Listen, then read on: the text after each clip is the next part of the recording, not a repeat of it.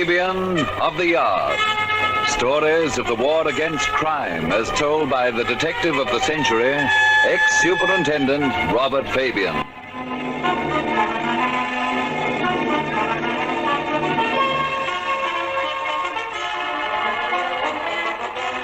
Here is another true crime detection story drawn from the personal records of ex-detective Superintendent Fabian of Scotland Yard. I remember seeing some years ago a motion picture in which the leading character was a gangster who was a hero to the youngsters of his neighborhood. At the end of the film, the gangster, who had sworn to show no fear in the face of death, was persuaded to pretend to lose his nerve and scream for mercy on his way to the electric chair, the result being that he was no longer a hero to the children. The note struck was not entirely a bad one, because it certainly is unfortunate that so many youngsters are built up through, or gangsters rather, are built up through fiction as heroes.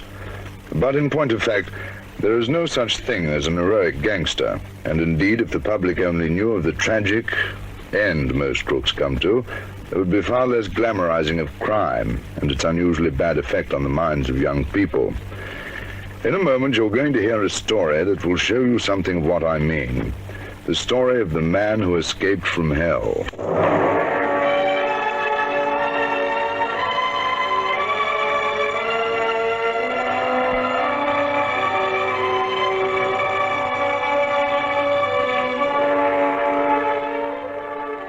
It was 1928, and although Robert Fabian had passed his examination for detective sergeant 3 years before, they hadn't yet promoted him.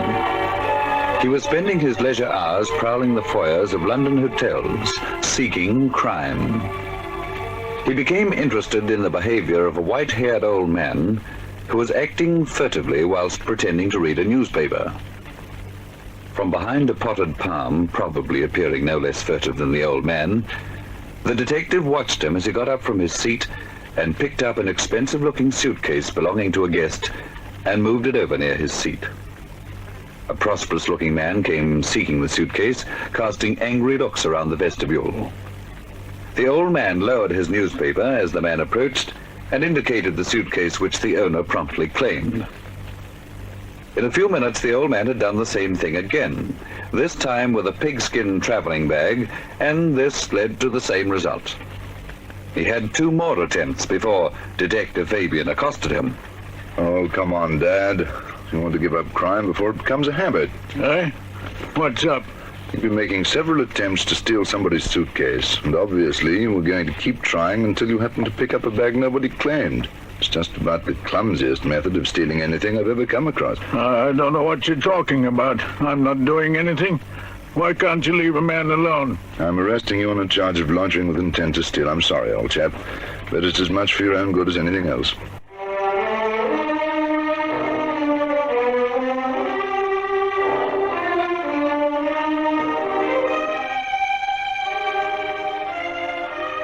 Fabian took the old man's thin arm as gently as he could and escorted him to Vine Street Police Station. When they walked in, the station sergeant's eyes widened with surprise. Hello. What's he been doing? Lodging with intent, Sarge. Why, do you know him? I thought everybody in the force knew him. That's Eddie Gearin you've got there, my boy. Gearin? Not the Eddie Gearin? That's right. A man who escaped from Devil's Island. Good Lord. The amazement in Fabian's voice was profound, for like most people, he'd heard of the famous case of Eddie Gearin, who had robbed the American Express Company's offices in Paris and taken £40,000 from the safe. He was sentenced to life imprisonment and shipped to Devil's Island. The tale of his escape, his hardships and endurance, is one of the classics of criminology. Fabian was glad when, after his sentence of 3 months was done, Eddie Gearin came to see him again at Vine Street. The old man looked a little paler and, if possible, a little thinner. Fabian took him for a meal and watched him as he cautiously tackled the plate of bacon and eggs. What made you come to see me, Eddie? Oh, I don't know. I was just wondering if maybe you didn't owe me a drink, Mr. Fabian, after putting me in for that stretch. Yes, perhaps I do. But a meal will do you more good than a drink. I suppose so. Why don't you give it up, Eddie? You've got a good story behind you. You could sell it to a magazine or a newspaper, and that'd give you a lump sum of money to make a new start. Do you suppose I could have a beer, Mr. Fabian? Why not? Waiter, let's have a bottle of beer, would you? What about it, Eddie? Why don't you get a job? You're a queer kind of boy to talk like that. How old are you? 27. Well, I'm 68. They don't give you jobs when you're that age. And when you got a record like mine. Oh, here's your bill. Thank you. I've got no family, you see, Mr. Fabian. At least none to live with. Wherever I go, I'm alone. I've got no trade, only crime. But I don't want to die in prison, son. Would you? There's only one answer to that. Here, have a drink. Thanks. Funny, isn't it? The first drink you have after you get out of prison. There's nothing like it in this whole world. Look, Eddie, I think I can help you to sell this story of yours. I know people who pay good money for it. It's no good, Mr. Fabian. I can't do it. There'd be reprisals. Oh, not against you, Eddie. The French can't touch you in England. No, it's not that. You see, there's a girl. She's still there in that damned green frying pan. They could get at her and hurt her, too. You know what they do? They chain your wrists and ankles. They put you in a steel cell in a steel corridor on the French prison train.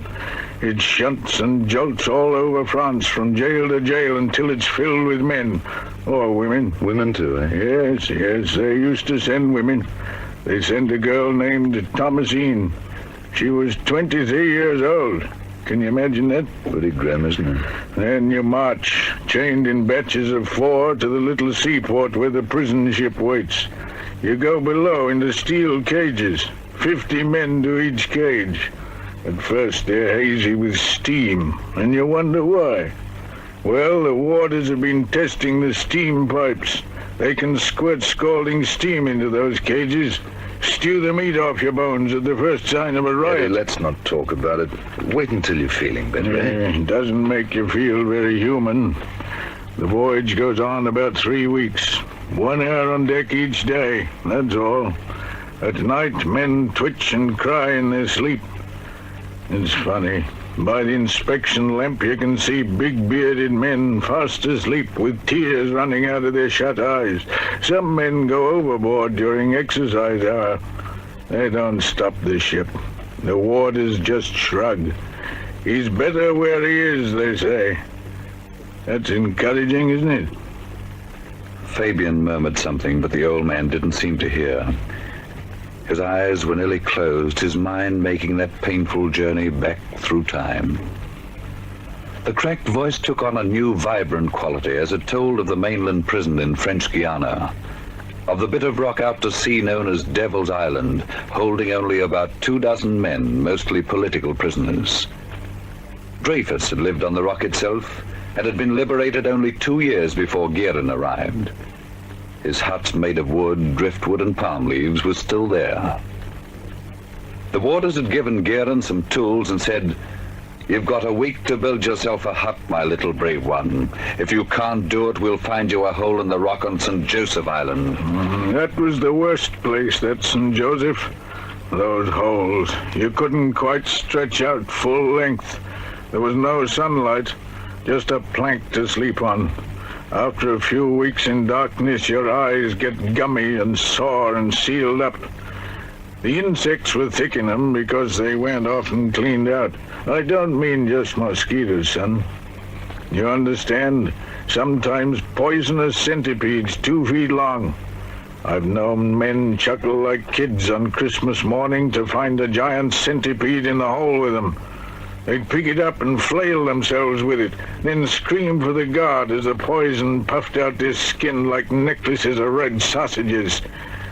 You see, that way they got a spell on the hospital island, St. Royal. How long were you on Devil's Island, Eddie? I couldn't say, son. A couple of years, maybe. I was well behaved. I didn't intend to stay there and rot to death. So at last they sent me to the mainland, to St. Laurent. on the edge of the jungle on the Moroni River across the Dutch Guiana. Was that the escape route? Escape route? You've seen the alligator pool at London Zoo? Well, the Moroni River was like that. Shiny logs on red mud banks, except that when you rippled the water, those logs would blink their eyes and slide in after you. And beyond that was just jungle for 400 Steady miles. on, Eddie, steady, old chap. Yes, you're quite right, son. It was all a long time ago. Let's forget it, eh?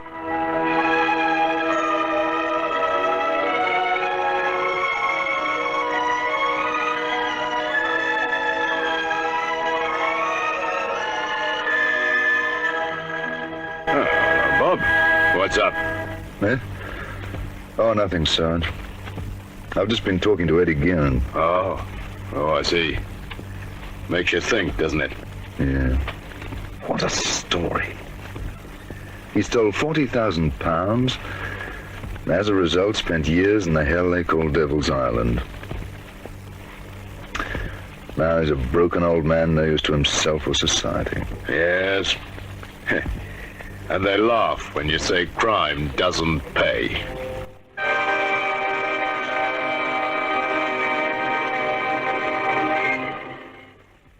In a moment, you will hear from ex-Superintendent Fabian a footnote to the story of the man who escaped from hell, and something of our next story. And here is Mr. Fabian's footnote. On that day so many years ago when I talked with that old man, I think I came as near as any living man has been to extracting the true tale of the epic escape of Eddie Gearon from Devil's Island. Nobody knows the details of the escape, and nobody ever will, because Eddie himself died on December the 5th, 1940, in a public institution at Bury in Lancashire. He was 80 years old. Before he was evacuated to the country, he'd lived at a men's lodging house in Vauxhall district of London, drawing an old age pension. A sad ending for a man with strength enough to escape from hell. But speaking on the subject of crime not paying, reminds me of another story in which fate stepped in with admirable irony to punish a criminal when the hands of the law were tied. I will tell you of this next week in the story of Coco Marquis.